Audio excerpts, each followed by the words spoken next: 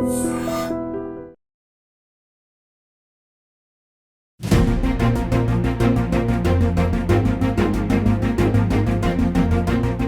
Boss Telugu season 8 ప్రతి episode ఎంతో ఆసక్తిగా సాగుతుంది. ఎందుకంటే ఈసారి హౌస్లోకి తీసుకొచ్చిన కొత్త రూల్స్ వల్ల ప్రేక్షకుల్లో ఆసక్తి అయితే రెట్టిపోయింది. అలాగే కంటెస్టెంట్స్ కూడా అలాగే ఉన్నారు. ఎవరికి వాళ్ళు గేమ్ గెలవాలి అనే ధోరణితోనే తీసుకుపోతున్నారు. అయితే ఈసారి ఉన్న కంటెస్టెంట్స్ కొందరికి మాత్రం ఓవర్ నైట్ రీచ్ అయితే వచ్చింది. ముఖ్యంగా నాగమణికంఠ పేరు బాగా వైరల్ అవుతుంది. మూడో రోజు జరిగిన ఆట మొత్తంలో మణికంఠ పేరే ఎక్కువ హైలైట్ అయింది.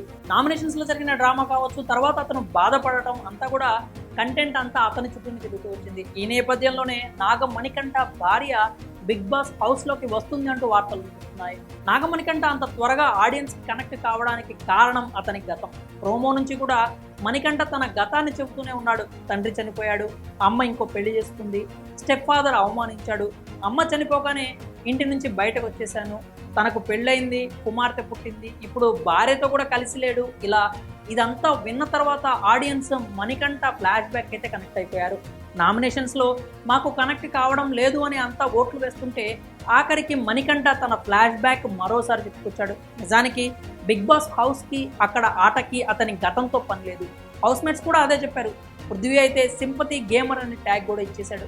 అక్కడితో మణికంఠ బరస్ట్ అయిపోయాడు. నామినేషన్స్ తర్వాత ఏడుస్తూనే ఉన్నాడు. నామినేషన్ సమయంలో చీఫ్గా ఉన్న యష్మికి మణికంఠకు కాస్త వాదన కూడా జరిగింది. ఆమె క్లాప్స్ కొట్టడంతో కాస్త నెగిటివ్ అయింది అనుకుంది కావచ్చు. తర్వాత ఎంతగానో ఏడ్చింది. అలాగే మణికంఠను కలిసి ఓదార్చే ప్రయత్నం కూడా చేసింది. ఇవన్నీ పక్కన పెడితే నాగమణికంఠ మాత్రం అతని ఆటను మెరుగుపరుచుకోలేకపోతున్నాను, మైండ్తో గేమ్ ఆడలేకపోతున్నాను అంటూ బాధపడిపోయాడు. సీత, నిఖిల్ ఇద్దరు కూర్చొని మణికంఠను మోటివేట్ చేసే ప్రయత్నం చేశారు. అతడిని ఓదార్చడం వాళ్ళ వల్ల కూడా కాలేదు. నేను ట్రాన్స్పరెంట్గా ఉంటే మీకు అర్థం కావడం లేదు అంటూ ఆవేదన వ్యక్తం చేశాడు. తాను పెట్టుకున్న విగ్గును కూడా తీసి పడేసి ఇది నా రియాలిటీ, ఇదే నేను అంటూ ఎమోషనల్ అయ్యాడు. అది చూసిన ఆడియన్స్ కూడా నాగమణికంఠ బాధను అర్థం చేసుకున్నారు. అతను జెన్యూన్గానే ఉన్నాడు, సింపతి ప్లేయర్ కాదు అంటూ తమ అభిప్రాయాలను వ్యక్తం చేస్తున్నారు. సాధారణంగా బిగ్ బాస్ హౌస్కి కావాల్సింది ఇలాంటి కంటెస్టెంట్సే. ఎంత భావోద్వేగపరిత కథ ఉంటే వారికి అంత రీచ్ ఉంటుంది. కాబట్టి నాగమణికంఠ ఎపిసోడ్ వాళ్లకు ఇంత బాగా పనికొస్తుందని వాళ్ళు కూడా ఊహించుండరు. షో స్టార్ట్ అయిన 4 రోజులుగా అతని పేరే వైరల్ అవుతోంది.